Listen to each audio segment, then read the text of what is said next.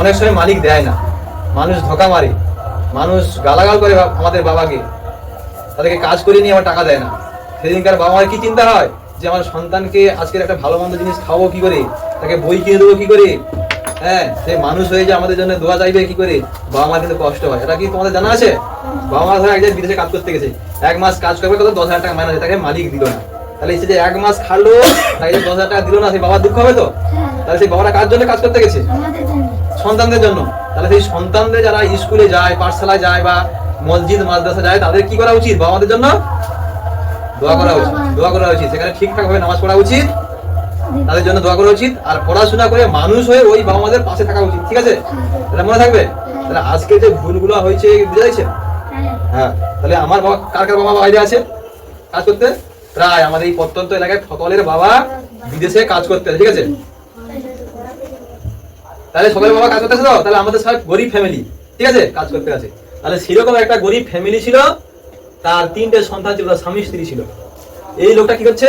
ছেলেটা এসছে বিদেশে, বিদেশে অর্থাৎ অন্য রাজ্যে, অন্য রাজ্যে কাজ করতে এসছে। সে খুব গরিব লোক, ঠিক 4 মাস 5 মাস 6 মাস কাজ করে সেই মালিক তাকে বেতন দেয়। কি দেয়নি? বেতন দেয়নি। রোজার মাস পড়ছে। কি মাস পড়ছে? রোজার মাস পড়ছে। তার চিন্তা বেড়ে গেছে যে আমাকে মালিক এখন মালিকের কাছে যায়, মালিক ঘাড় ধাক্কাতে তাড়িয়ে দেয়, মালিক গালাগাল দেয়। তাহলে বাবারা আমাদের মারা কত কষ্ট সহ্য করে আমাদের জন্য, এই ঘাড় ধাক্কা দিয়ে বাড়ি করে দিচ্ছে। 5 মাস 6 মাস কাজ করার পরে তাকে বেতন দেয়নি। এই বাবার কি চিন্তা হচ্ছে যে আমার 3টে সন্তান বাড়িতে আছে, তারা পড়াশোনা করে, তাদের টিউশন খরচ, তাদের খাবার খরচ, তাদের খাওয়া দাওয়া মুক্ত, সে পয়সা পাঠাতে পারেনি বাড়িতে। কি পারেনি? কারণ মালিক তাকে পয়সা দেয়নি।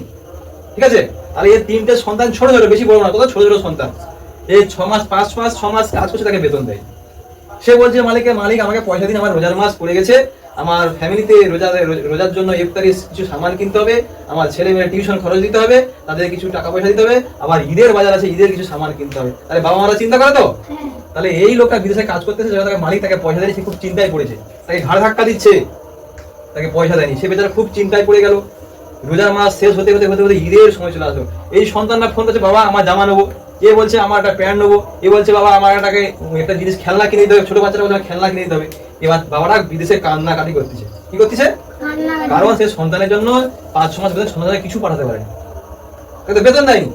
এটা অসম্মান হচ্ছে এখানে, সে কিছু তাকে বেতন দেয়নি। এবার তারা মালিকের বাড়ি থেকে রাস্তায় রাস্তায় রাস্তায় চিন্তা করতে করতে আসতেছে। কি করতে আসতেছে? চিন্তা করতে করতে ব্রেন আর কাজ করেনি, সে হতাশ হয়ে গেছে, কোন দিকে চলছে সে আর তার খেয়াল নেই। এইখান থেকে গাড়ি যাচ্ছিল, কি যাচ্ছিল রাস্তা থেকে? গাড়ি যাচ্ছিল, গাড়ির সঙ্গে তার কি হলো? ধাক্কা লেগে অ্যাক্সিডেন্ট হলো। কি হয়েছে? অ্যাক্সিডেন্ট, লোকটা মারা গেল। কি হলো? মারা যাওয়ার পরে এই 3টে সন্তান কি হবে? এতিম হয়ে যাবে। তাহলে বাবা মারা কষ্ট করতে গিয়ে চিন্তায় বিধ্বস্ত হয়ে এই গাড়ির সঙ্গে ধাক্কা লেগে সে লোকটা মারা গেল, কাজের উপরে 5-6 মাস বেতন পায়নি, এই 3টে সন্তান এতিম হয়ে গেল। ঠিক আছে, তাহলে আমাদের জন্য বাবা মারা খুব চাপে থাকে, চাপে থাকে তো। আরে আমাদের বাবা মারা দুঃখ কষ্ট ভাবতে হবে যে আমার বাবা বিদেশে পড়ে আছি 5 মাস 6 মাস, যে মালিক কাছে কাজ করতেছে সে মালিককে যথাযথভাবে বেতন দিচ্ছে, আমার বাবাকে শুধু আবদার করতেছি এটা দাও সেটা দাও, জামা দাও। এটা আমাদের গরিব জীবন, আমাদের গরিব ফ্যামিলি, আমাদের একটু ভাবতে হবে তো। তাহলে বাবা মারা যথাযথ চেষ্টা করছে যে আমার সন্তান একটু পড়াশোনা করুক, আমার সন্তান একটু নামাজি হোক, আমার সন্তান সঠিকভাবে আমল করুক। সবার বাবা মা চাই তো।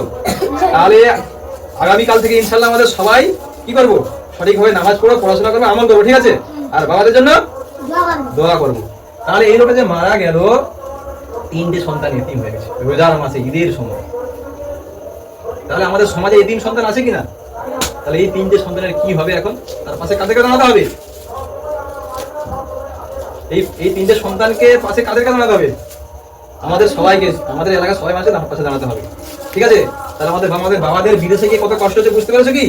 ছেলেদের জন্য ছেলের মুখ দেখতে পায়নি, বাচ্চা ছেলে একটা ছেড়ে গেছে, এইটুকু ছেলে, বাচ্চা ছেলে, দুধের ছেলে ছেড়ে গেছে। তাহলে কত চিন্তা করতেছে, কিন্তু আমরাও সচেতন হচ্ছে।